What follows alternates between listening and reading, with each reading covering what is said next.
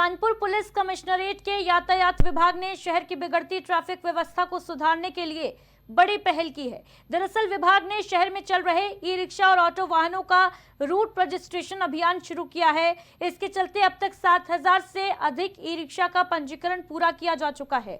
ये रजिस्ट्रेशन प्रक्रिया 18 जून से 27 जून 2025 तक चलाई जाएगी।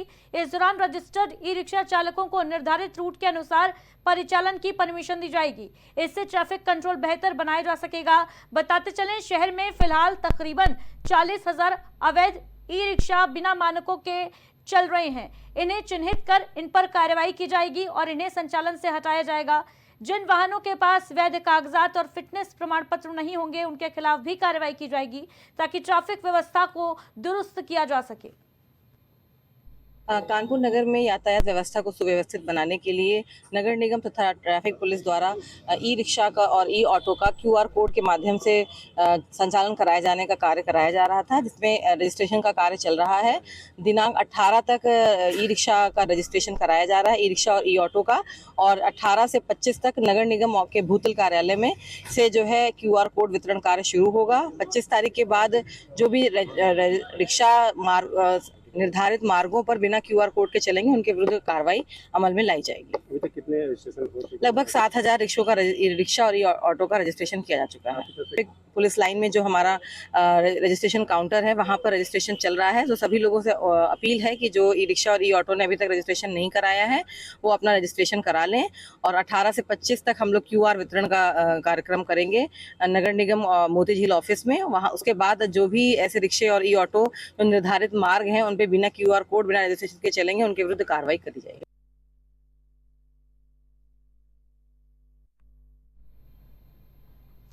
वहीं ईरान और इजरायल के बीच बढ़ते तनाव को लेकर लखनऊ के प्रसिद्ध शिया धर्मगुरु मौलाना साहब अब्बास ने एक बयान जारी किया है। इस बयान में उन्होंने कहा है कि ईरान एक अमन पसंद मुल्क है और इजरायल द्वारा उस पर लगातार हमला करके अंतर्राष्ट्रीय कानूनों का उल्लंघन किया गया है। मौलाना ने अमेरिका, फ्रांस और ब्रिटेन जैसे देशों पर भी सवाल खड़े किए हैं और कहा है कि इन बड़ी ताकतों ने ना तो इस हमले की निंदा की, ना ही इसे रोकने का प्रयास किया। आगे उन्होंने कहा कि अमेरिका हमेशा दुनिया भर में अशांति फैलाने की भूमिका में नजर आता है।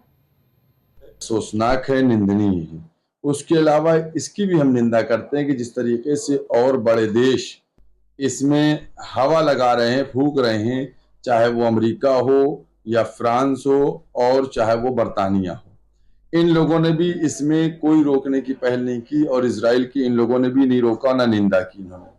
इसके अलावा अभी हम लोगों ने देखा कि अमेरिका किस तरीके से हर जगह खलफिशार मचाए हुए अभी हमारे मुल्क के अंदर जो है उसने किस तरीके से अमल पेश किया, ये तो दुनिया के सामने है कि उसने पाकिस्तान जैसे आतंकवादी मुल्क के साथ हमारे मुल्क को बराबर से रखा।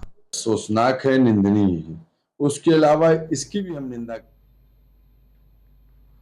खबर पीलीभीत से है, जहां बीसलपुर कोतवाली क्षेत्र में सोमवार को सब्जी मंडी में हिंसा की घटना सामने आई, जहां 12 पत्थर चौराहा स्थित मंडी में कार सवार युवकों ने सब्जी विक्रेताओं पर हमला बोला। इसमें 4 सब्जी विक्रेता घायल हुए हैं। घायलों में अभिषेक के मुताबिक वो मंडी में ठेले पर सब्जी बेच रहा था। इस दौरान एक कार उसके ठेले से टकरा गई और विरोध करने पर कार सवार लगभग 7 लोगों ने उस पर लात, घूंसे और डंडों से हमला बोल दिया। इसके बाद अभिषेक की मदद के लिए आए 2 सहायकों को भी आरोपियों ने पीट दिया।